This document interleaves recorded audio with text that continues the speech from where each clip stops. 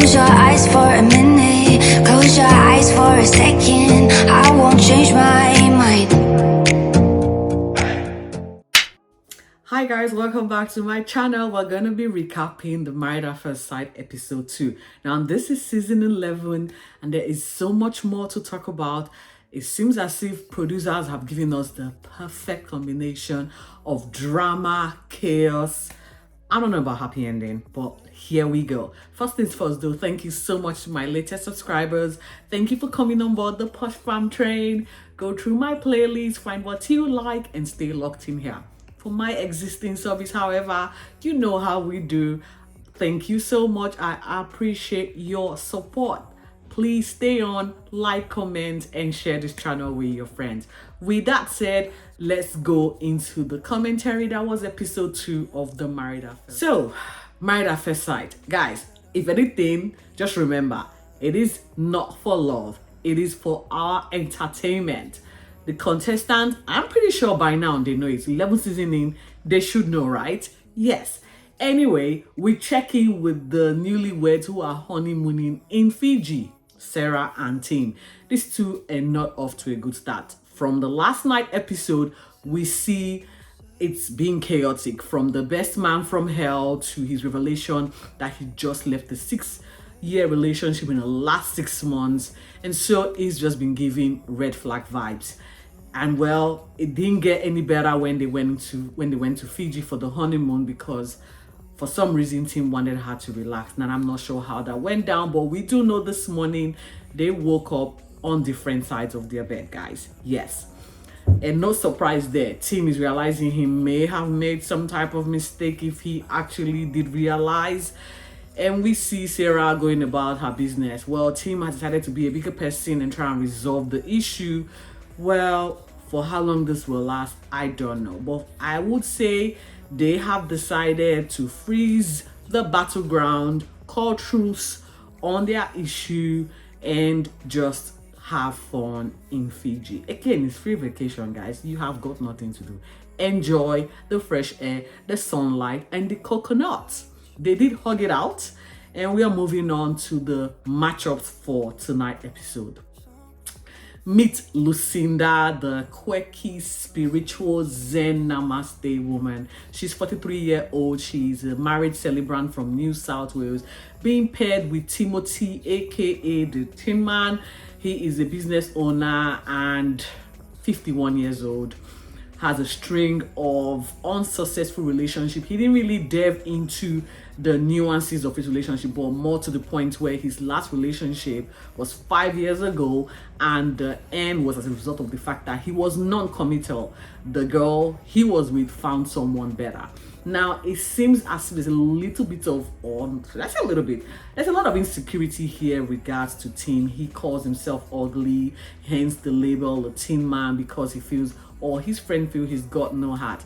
According to him, his heart is on guard. He doesn't want people lean because he doesn't want to get hurt. Now here is the kicker, guys. He wants everything that Lucinda is, with the exception of her spirituality. Okay, he doesn't want the spiritual namaste type. And what the producers do, find the most religious, spiritual bride for Tim. I don't know how this is going to play out, but like I said, whatever Lucinda is having, I want some of that Zen. This woman, might I add, her voice is phenomenal. If she doesn't get a success out of this show, I don't know what will. She needs to have a radio show. She needs to have a podcast. She needs to start doing YouTube. That woman's voice can just send me to sleep. She's got the most beautiful voice. She has words on ending. She just knows how to mix. In fact, she can say coffee in a way that will make you love coffee. I'm not a coffee lover, so when she tells me go drink a coffee, I might run down to the nearest coffee shop and get myself one. That is how much her voice is spectacular. Well, Lucinda has had a string of bad luck as well. In fact, she had a mighty long list of scroll for the should I say, the judges or the matchmake puff experts, and it was a long scroll, guys. I am not sure I could even list all of her desires and wants and needs. It was a lot. But the last one that caught me was the fact that she didn't want a floppy D. I'm like, well, girl, good on you. At least you know what you want. But I don't know if at 51 it's going to be erect. Sorry. Did I just say that? Yes, I did, Lucinda. Good luck with that part. Anyways, they got matched up and on to the wedding day they go. Now, it's always the case of the best friend. Now, this time, Lucinda's best friend is also a spiritual enthusiast like she is. Meet Kate, the lady who has got all the bird feathers around the world. Now, guys, I do not know. Do we need to call human animal safe people to come go to this woman's fridge? Because she said there's a cockatoo in her fridge. Now, if you know this woman and you have eaten in her house, chances are the food came out from the same fridge as her dead cockatoo. I don't know. Is this safe? Now, aren't cockatoo protected species in Australia? What is she doing with bird feathers? But guess what? She decided to take over the speech or the celebration by doing her spiritual celebration. And what did she do? She rose up the earth, wind, and fire spirits. And it became a downpour of, spectacular rain that did not seem like it was going to rain, rained. All thanks to Kate. All thanks, it ruined, take one. You know how producers would say, take one, take two. I'm pretty sure they probably tried that like take 10.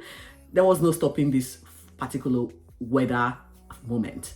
They all ran helter-skelter. There was a pregnant woman. The woman kept holding on to her baby and running for shelter. I'm like, hey, this lady, don't sleep and fall. We don't want drama. We want drama, but not that type of drama, if you know what I mean. Anyway, safe to say, the rain did pass. The weather event did ease. And they had to do a take 2 this time, not with Kate and her cockatoos and chicken feathers, much to the delight of Timothy. Timothy was really scared. Now, we could see that he wasn't really into, he liked Lucinda, but it's just what Lucinda represents, which was the spiritual namaste, tree hugging, water grabbing, sand mesmerizing. In fact, Lucinda gives us all the drama, the effect of having the zen. Like I said, I want whatever she's having because she seems very chilled. She was oblivious of whatever Tim. Like, she shared the opposite sentiment as Tim. Now, it got to the nitty-gritty. They got to know themselves better during the photo session. Whilst Lucinda was relishing in the moment, Tim was the most uncomfortable. Well, not until he shared his loss. He's lost his mom, he's lost his brother, and he only lost his dad 5 weeks prior to the show commencing or production starting to shoot. And again, I don't understand. You're coming from a deep space of hurt and trauma and you've not healed from that. How are you even able to open up to let anyone in? I really don't know. This is hard as it goes. Anyway, the night ended up perfect because that information sharing between Timothy and Lucinda helped broke the ice, in that Lucinda's family, who are so lovely by the way, took him in with open arms, welcoming him to the point where Timothy's friends are saying, yeah, she might not be the one that you would pick off the bat. However, she is worth her weight in gold. They felt he'd hit the jackpot with this one.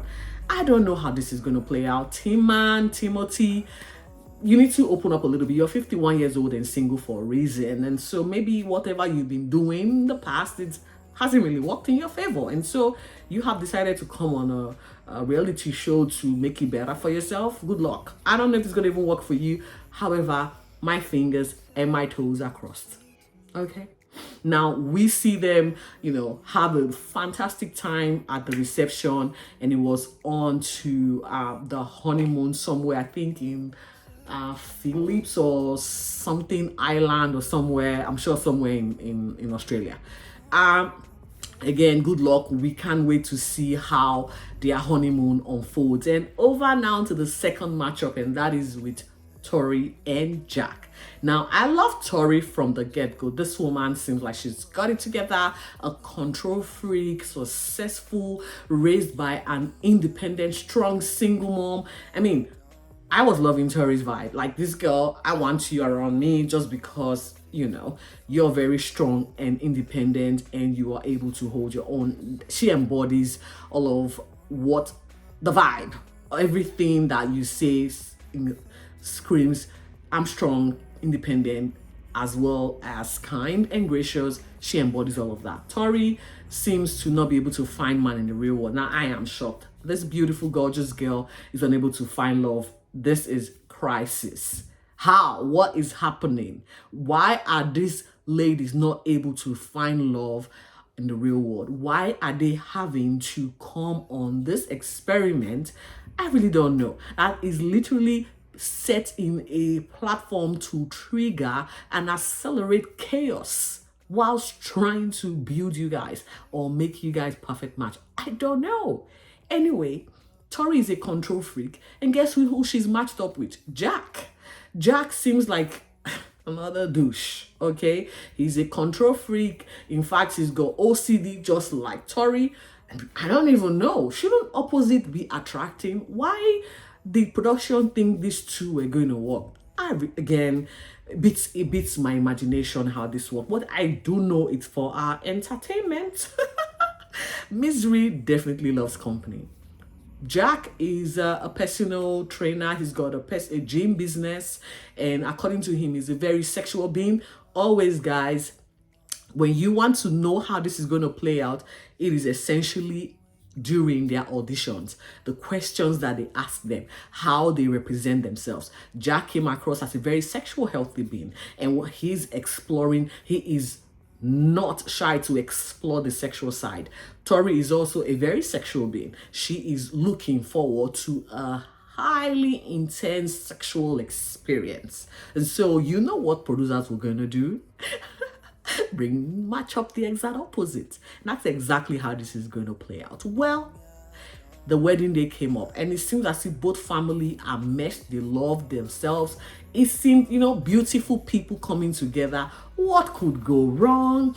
And then Tori met her groom. She liked everything that he was about. According to her, his teeth was perfect. He smelled good, fit on flick. His nails were in sync. In fact, down to the tattoo on his hand, everything was perfect. Tori was in love already. Was in love. And the honeymoon, at the reception, they had a fantastic time. But there was one thing, again, it's always the best friend. These best friends are here for the reason. And now the point is, why aren't these best friends coming with them for their audition? Because I can tell you for a fact, they will be able to read the room and tell you, I don't think this show is for you. But what do I know? Leah is the type of friend you want, but not the type of friend you essentially would like to hear from. Because she was just like the voice of reasoning on this particular night. She pretty much spotted the red, according to her, orange flags. And that is the fact that Jack brought all his clients from his gym business and no historical friendship that he brought to represent or see him walk down the aisle and meet or marry a stranger at first sight. It was quite significant because I would not have put this together. But again, guys, Jack is here for his business. If no one tells you, I will tell you. This guy is here to promote his gym business because he made that perfectly clear. He showed us his clients. So dude is looking for a platform to grow his franchise and get people to probably buy into his business. That's what he's here for. Everything else comes, a third, fourth, fifth, in the scale on his scale of preference. But he's gonna use Tori to get there. I don't know. He seems, according to him, the fact that he was older or he's older than Tori meant he will be able to break her easily, despite the fact that Tori screams, I'm a control freak. It looks good on Married at First Sight's paper, not the real world, not for these two people. They are off to Vanuatu for their honeymoon, and we can see a glimpse of this honeymoon because we now know they have woken up in their honeymoon space and there was no sexual engagement, because that's the thing production wants us to know, if they have had any sexual intimacy. Well, Tori was a little bit disappointed that nothing happened, and she feels that, yeah, they're still getting to know each other and it will definitely happen. Meanwhile, Jack is like, I am not sexually attracted to this girl. Are we shocked? Jack is just, let me tell you what he's doing. He is buying his time to go into the group, you know, suss out the other competition and the other girls that are there, to see if there's anyone that he could trade Tori with. I think this is going to play out. There's no way. Like, you're this good looking. Tori on her own is very good looking. She's fit. She's successful. Now, what's not to like? What's not to like? She's even attentive to his needs. All of a sudden, there's no sexual connection. You that's supposed to be a sexual beast, and now we are like, what's going on? Or producers is asking you, not me. I don't really care. You're saying you're not attracted to her. Oh, this is getting interesting. Well, guys, this is where it ends. I cannot wait to unpack the drama that will be unfolding in Vanuatu while these two people try to find some sexual chemistry, if there is any to be found. Guys, thank you so much for watching. Until I come in here to recap episode 3 as fast as I can, it's me. Thank you again. Bye.